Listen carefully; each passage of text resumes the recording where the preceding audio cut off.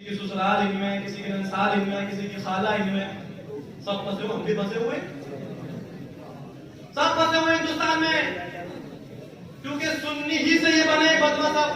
कोई देवबंदी सब पहले सुन्नी थे, के बाद वाला सुन्नी थे। हम भी फंसे हुए, लेकिन हम फंसे हुए तो है, लेकिन हम अमल उसी पे करते जो मेरे मुस्तफा का फरमान है। हमारे चचा ताऊ भले बदमज़हब हो गए, मगर हम कभी उनको सलाम नहीं करते, हम कभी उनसे बात नहीं करते, हम कभी उनके यहाँ खाना नहीं खाते, न खिलाते, न अपनी शादी में खिलाया, न अपनी बारात में लेके गए। क्यों? नबी ने इरशाद फरमा दिया, इन बदमज़हबों के बारे में नबी का फतवा आला हज़रत का नहीं, गौसे आज़म का नहीं, गरीब नवाज का नहीं। गरीब नवाज गौसे आज़म आला हज़रत का बाद में है, पहले ये फतवा नबीउल अंबिया। नबी ने इरशाद फरमाया, जब 73 फिरके पैदा हो जाएंगे, 72 जहन्नमी होंगे, तो जो सुन्नी होंगे जन्नती फिरका होगा। हदीस पाक का मफ़हूम है कि भूल रहे हो? मौलाना आदमी है नहीं? जी। अरे मौलाना सब आगे आ जाओ, माशाअल्लाह। समझ रहे हैं आप? नबी ने इरशाद फरमाया, फतवा हमारे लिए, इमरिदू फला तऊदूहुम, अगर बदमज़हब बीमार पड़ जाए तो उनकी इयादत ना करो। अल्हम्दुलिल्लाह हम नहीं करते, मैं नहीं करता हूँ। अल्हम्दुलिल्लाह नबी का फरमान इस पर अमल करता हूँ मैं पूरे तरीके पे। जान जाए चली जाएगी यार, बीमार मर जाएगा, मर जाएंगे, लेकिन नबी का फरमान है इंशाअल्लाह अल्हम्दुलिल्लाह हम तन्हाई में भी, सबके सामने भी उसी पे अमल करते हैं। अगर हमारा सगा चाचा भी हो, माज़अल्लाह, अभी तो सगा चाचा सुन्नी से लगता है, अल्लाह सलामत रखे, लेकिन खानदानी चाचा ताऊ और भाई वगैरह वो जरूर बिगड़ गए, कितना करीबी क्यों ना हो, अगर बदमज़हब है हमारा उससे सरकार इरशाद फरमाते हैं, लक़ीतुम फला तुसल्लिमू अलैहिम, उनसे मुलाकात हो सलाम ना करो। हम तो सलाम करते नहीं है। हमारे गांव मासूम के किसी बदमज़हब की मां ने दूध नहीं पिलाया है, किसी शाम नजर मिसबाह को सलाम करे, पहले इसका खौफ है। अल्हम्दुलिल्लाह हमने पीएचडी की है टॉपिक पर, और अपने गांव के सारे मुल्लों को बता दिया है कि तुम्हारे पास इतनी इबारतें नहीं होंगी जितने पास जितनी मेरे पास है। तुम्हारी किताबें पढ़ पढ़ के 3000 इबारतें मैंने हाईलाइट कर रखी, और तुम्हारी जितनी गलत गड़बड़ सड़बड़ी बातें कुरान और हदीस से अल्हम्दुलिल्लाह हर वक्त उनका रद्द करने के लिए तैयार है।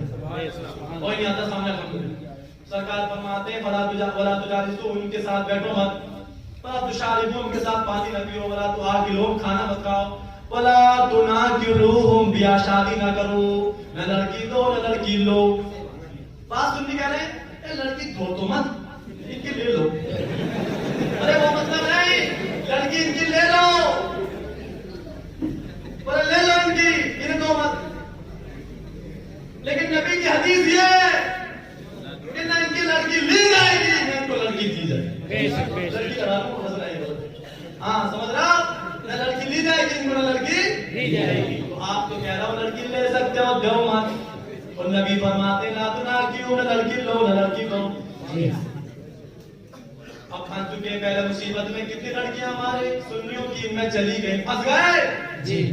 अब नियत कर लो, जितने इस महफिल में आए हैं, इंशाअल्लाह मरते दम तक न किसी बदमज़हब के घर में हमारी बहन बेटी जाएगी, न किसी बदमज़हब की भी बेटी हमारे घर में आएगी,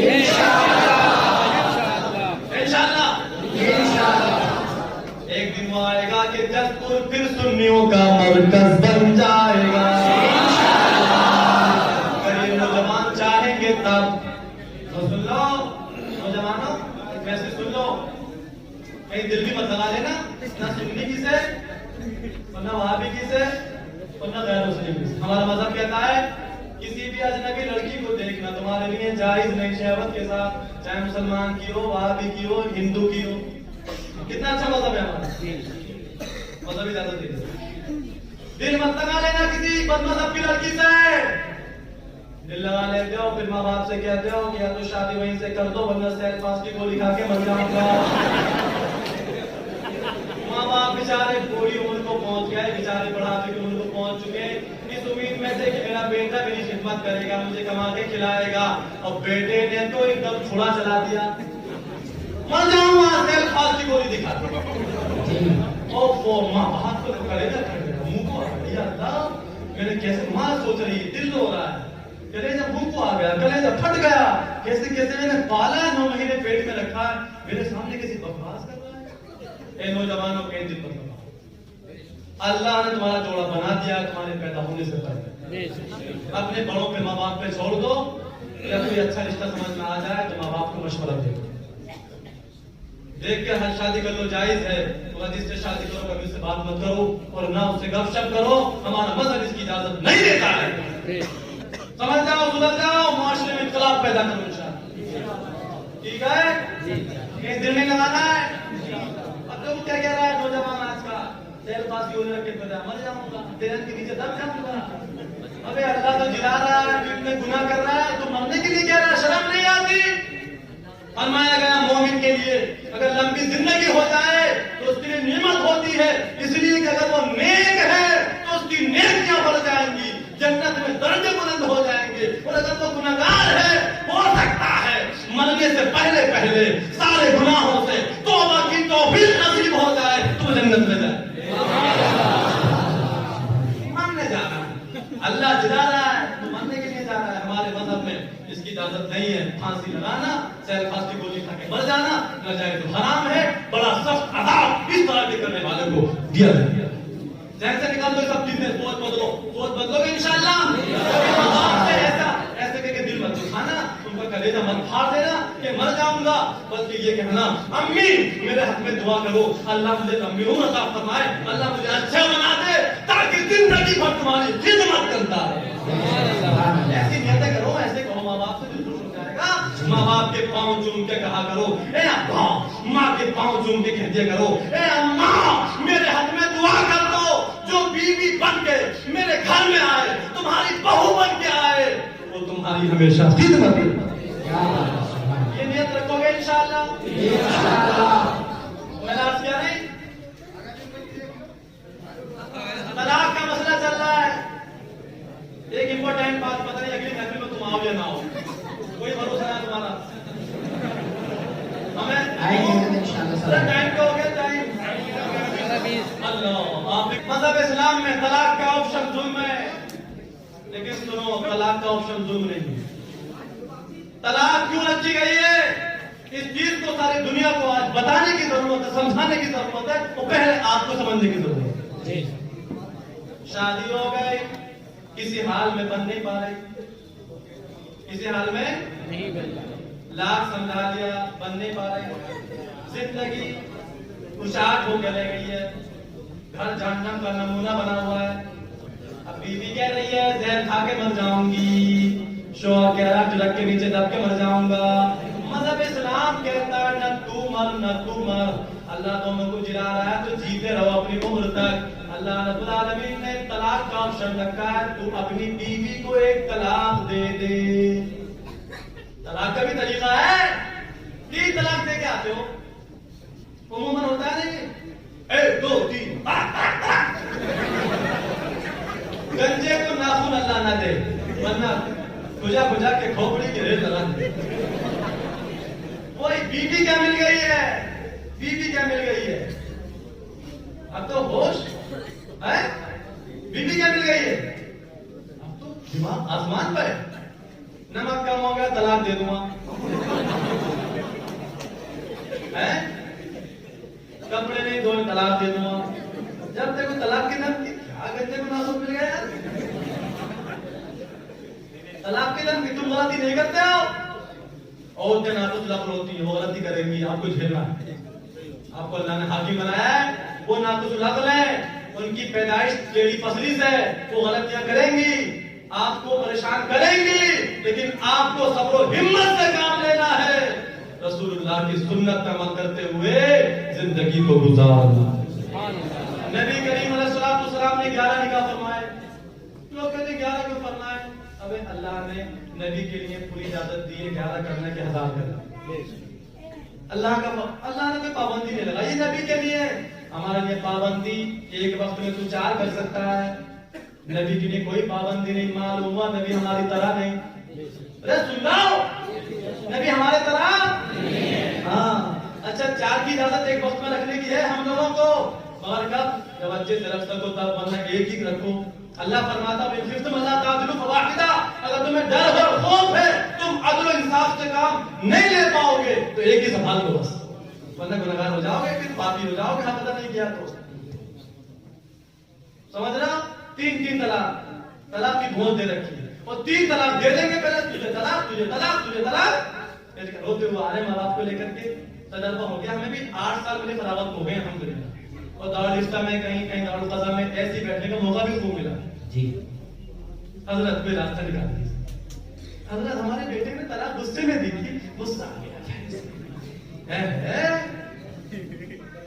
अरे तलाक गुस्से ही में दी जाती है, तलाक वाक़े भी हो जाती है। बताओ कोई खुशी में तलाक देता है? आज तक आपने सुना है कि साहब फलां शख्स ने अपनी बीवी के लिए बड़ा स्पेशल मीठा बनवाया, साहब पेड़ा बनवाया देसी घी में। उसके बाद ने कहा लो मैडम मेरी प्यारी बीवी ये तोहफा कबूल कर लो, साथ में तलाक का गिफ्ट भी कबूल कर लो। ऐसा होता है? ऐसा नहीं होता। तलाक अक्सर गुस्से की हालत में दी जाती है। आला हज़रत सरकार फरमाते हैं तलाक जो है वो पत्थर की मानिंद है और निकाह शीशे की मानिंद है। पत्थर जब भी शीशे पे मारा जाएगा शीशा टूट जाएगा, चाहे खुशी से दो चाहे ना खुशी से। समझ गए? गुस्से में दो या राजी में दो। गुस्से में पत्थर मारो शीशे पे या राजी में मारो, हंसते हुए मारो कि रोते हुए मारो, शीशा टूट जाएगा, उड़ जाएंगे, निकल जाएगा ना। ऐसे ही निकाह शीशे की मानिंद है। जब भी तलाक दी जाएगी खुशी से दी जाए, गुस्से में दी जाए, गमी में दी जाए, यहाँ तक कि शराब माज़अल्लाह पीना हराम है, जहन्नम में ले जाने वाला काम है। शराब बिल्कुल पेशाब के कतरे की तरह नापाक है। शराब का एक कतरा जैसे पेशाब के कतरा नापाक है वैसे ही नापाक है। माज़अल्लाह जो लड़के आज शराब पी रहे माज़अल्लाह रब्बिल आलमीन, उनसे कहो तो इतना बड़ा शराब पीने वाला बन रहा है तो पेशाब भी पेशाब भी, इसलिए कि पेशाब पीना भी हराम है, शराब पीना भी हराम है। अरे कोशिश क्या करो कि दोस्त बिगड़ा करे तो संभाल लेते, तुम तो कोशिश करते नहीं हो, हंसी मनाते सुना के बेटा बिगड़ गया। सोच बदलो, आज ही नियत लेके जाओ इंशाअल्लाह। आज के बाद कोई शराब पिएगा, कोई बिगड़ेगा तो हम भी इस गुनाह से दूर रहेंगे, अपने फ्रेंड को भी बिगड़ने नहीं देंगे इंशाअल्लाह। तो 3 तलाक़ें देके आ रहे साहब, रास्ता निकाल दो, रास्ता अब रास्ता निकल जाएगा। उससे में तलाक की तलाक वाक़ई हो। अब तलाक का ऑप्शन क्या है? मियां बीवी में नहीं बन पा रही, मज़हब इस्लाम ने रास्ता रखा है, मरो मत, टेंशन मत लो।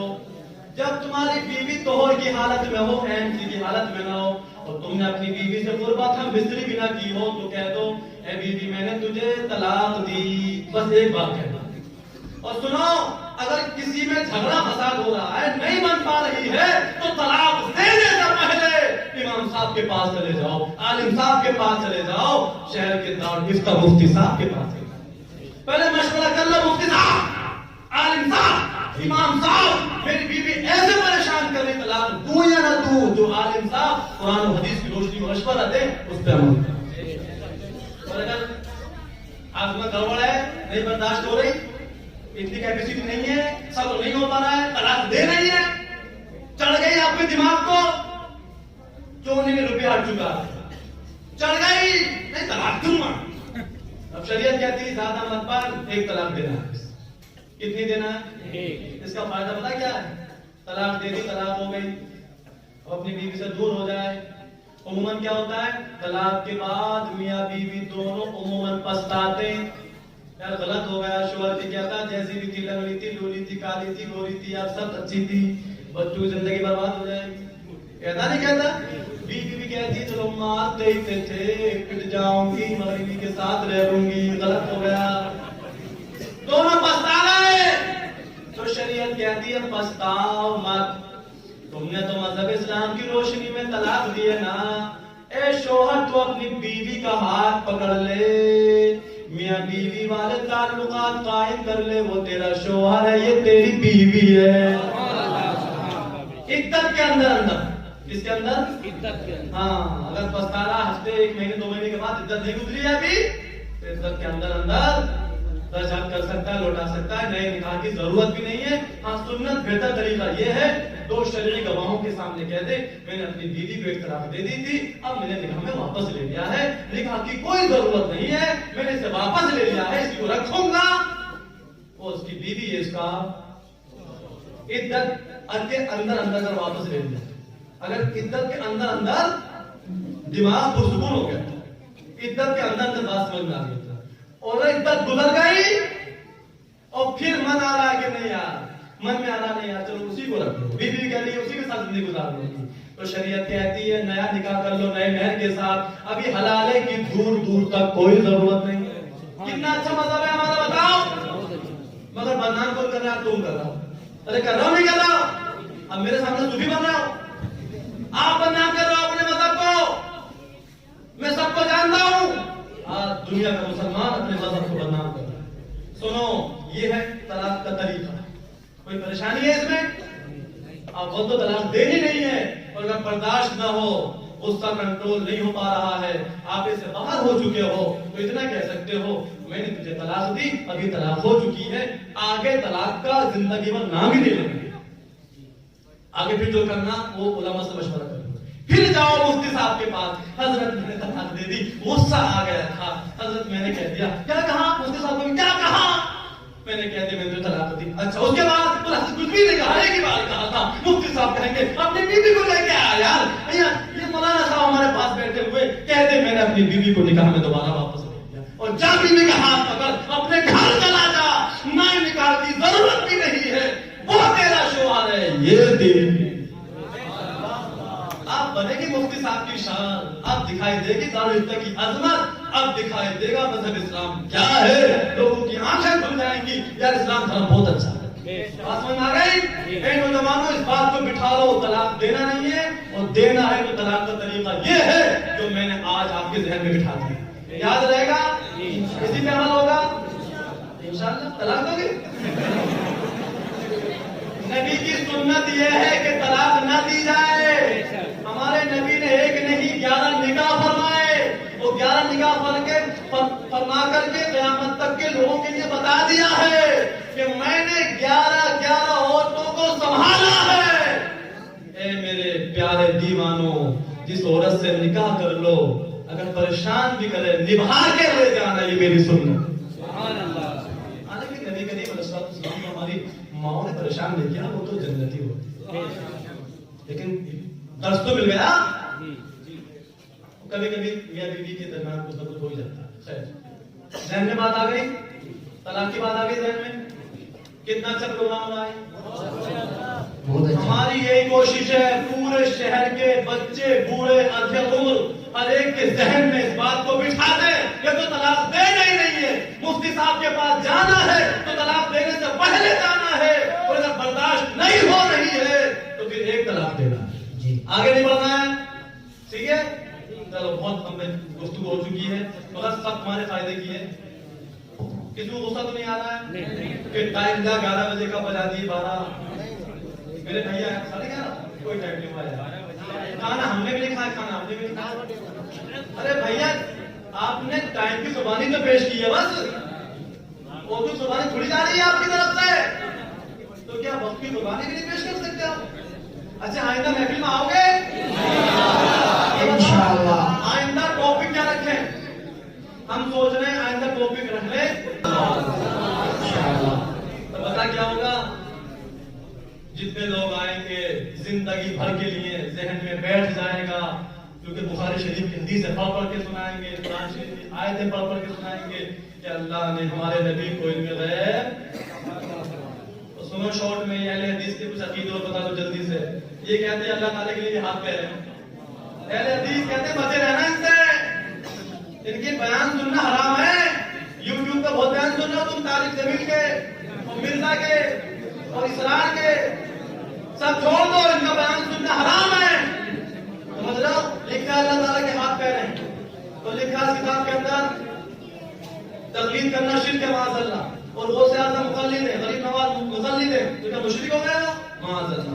और लिखा उमर फारूक आज़म ने बहुत बड़े बड़े मसाइल में गलती की है माज़अल्लाह, उमर फारूक आज़म रज़ियल्लाहु अन्हु। देख रहे हो, छोटा को बड़ी बात, और लिखा है कुत्ते का थूक, झूठा, बहाना, पेशाब सब पाक है। अहले हदीस के मुल्कों ने लिखा है। और लिखा है शराब पाक है, लिखा है हलाल हराम, सूअर का पेशाब भी पाक है। इनके नजदीक भैया, हमारे नजदीक थोड़ा है। लिखा है खिंजीर का झूठा भी पाक है। और लिखा है माज़अल्लाह, किताब का नाम है हदियतुल महदी वल फिक़्हुल मुहम्मदी। लिखा है हमारे लिए जरूरी है कि हम अंबिया आखिरीन के नबूवत के मामले में इनकार न करें। वो अंबिया के जिनका जिक्र अल्लाह ताला ने अपनी किताब में नहीं फरमाया। यदि कहते हैं कुछ नबी वो भी हैं जिनका जिक्र कुरान में नहीं आया, तो इन्हें पता है। देख रहे हो, कुरान में आया नहीं है, इन्हें पता है। नबी के लिए कहते हैं नबी को गैब नहीं है, अब तुझे कहां से पता आ गया? उनसे पूछो, एतराज करो उनसे। लिखा है किताब में नहीं आया। और लिखा वो अंबिया मुसलसल पहचाने जाते हैं कौम में, चाहे फिर वो कौम काफिरों की हो, बेशक वो नेक नबी थे। मसलन रामचंद्र, लक्ष्मण, कृष्ण जी हिंदुओं में लिखा है। कृष्ण हाँ, हिंदुओं में लिखा ये सब अंबिया सालिहीन थे, नेक नबी थे। तुम्हारा अकीदा है ये? नहीं। अब जाओगे इनके करीब? नहीं। इनकी तस्वीरें सुनोगे? नहीं। इनसे दीन सीखोगे? नहीं। सुन लो, वरना गड़बड़ हो जाएगा, तुम भी ऐसी बातें करोगे, अल्लाह बचाए। लिखा है काफिर का ज़बीहा भी जायज है। अरे क्या क्या जायज कर दिया है, ये सब रद्द कर दूंगा, कुरान हदीस से टाइम हो गया। तो लिखा नबी के माँ बाप मुसलमान थे, और कौवा खाना भी इनके नजदीक हलाल है। और क्या, कौवा तो जायज है, बता दें? अरे इसमें भी जायज है, अहले हदीस के नजदीक भी। और ये किताब है देवबंदियों के गौसे आजम रशीद अहमद गंगोई। हमारे गौसे आजम कहाँ है? और इनके गौसे आजम है गंगोह में, उनका नाम है रशीद अहमद गंगोई। हम थोड़े कह रहे मजाक में, किताब में लिखा है तज़किरतुर रशीद में गौसे आजम। मैं जो अल्फाज बोलूंगा हंसाने के लिए नहीं बोलूंगा, जो है वो बोलूंगा, क्योंकि मेरी तकरीर को सब सुन रहे हैं, रिकॉर्ड भी हो रही है। कोई भी आके हवाला पूछ सकता है, कान पकड़ के कह सकता है बता हवाला, तो मैं कहूंगा ये है हवाला, कहेगा फंसाऊंगा, उससे आजम का दीवाना है, फंसेगा नहीं, तुझे फंसा देगा इंशाअल्लाह। ये फतावा रशीदिया है, देवबंदियों के मौलवी हैं रशीद अहमद गंगोई। जैसे हम आला हज़रत से मोहब्बत करते हैं, उनको मानते हैं, ऐसे ही इन्हें मानते हैं। बहुत से आजम लिखा है इनके बारे में किताब के अंदर। समझ रहा हो, भूल के देख रहा हो, सच्ची बात है ये। ना लिखा हो, कोई गलत समझ रहा हो, कोई हमारा गलत साबित कर दे, उसको मैं 2 लाख के नाम पेश करूंगा। कि हमारे मेरे भाई बैठे बतरे मालदार इनकी तरफ से, हाँ बतरे मालदार है ये, मेरे भाई बैठे इनकी तरफ से 5 लाख का नाम।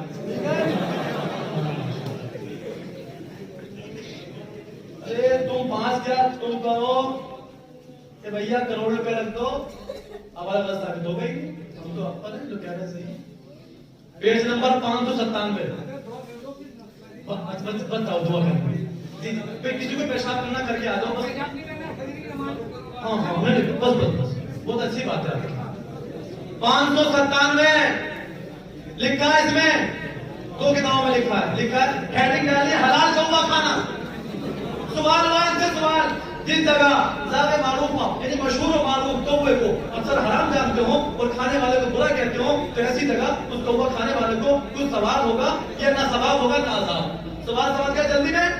सवाल इनके मुफ्ती साहब से हुआ है कि जिस जगह कौवा खाने वाले को बुरा समझते हो, समझ रहे हो? जैसे तुम्हारे जसपुर में कोई कौवा खा ले तो कौवा बोला गया, ऐसी जगहों में और कौवे को हराम जानते हो, वो खाने वाले को बुरा कहते हो।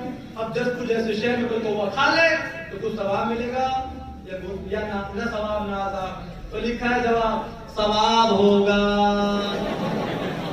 किताब का नाम फतावा रशीदिया हमारी किताब नहीं है। हवाला साबित करने वाले को 5 लाख का इनाम तैयार है, ठीक है? जो चाहे ले सकता है। तुम्हारी किताब भी इसमें लिखा होगा और कोई हवाला नहीं दिया कुरान हदीस से कौवा का सवाब मिलेगा, क्योंकि कुरान हदीस में है ही नहीं। हदीस में तो ये है कि कौवा खाना जायज ही नहीं, ये हमारे नजदीक है और इनके नजदीक कौवा खाना जायज ही नहीं, सिर्फ सवाब मिलेगा। मुर्गा खाओ तो जायज, सवाब नहीं। बकरा खाओ तो जायज, सवाब नहीं। कौवे से इतनी मोहब्बत है, कौवा खाओ तो जायज ही नहीं, बल्कि सवाब भी मिलेगा। ये मुस्लिम शरीफ है, नबी ने इरशाद फरमाया, आखिरी फरमान सुनो और फिर दुआ। पेज नंबर 10 है। नबी ने इरशाद फरमाया मुस्लिम शरीफ की ज़ियारत कर लो। सरकार फरमाते हैं जल्दी पेज नंबर 10 खोलिए भैया, कुछ तो मदद कर दो। पब्लिक बैठी, किसी को पेशाब लगा, किसी को भूख। ये मुस्लिम शरीफ कुर्बानी पेश कर दो, वक्त की थोड़ी सी और। लिखा है नबी ने इरशाद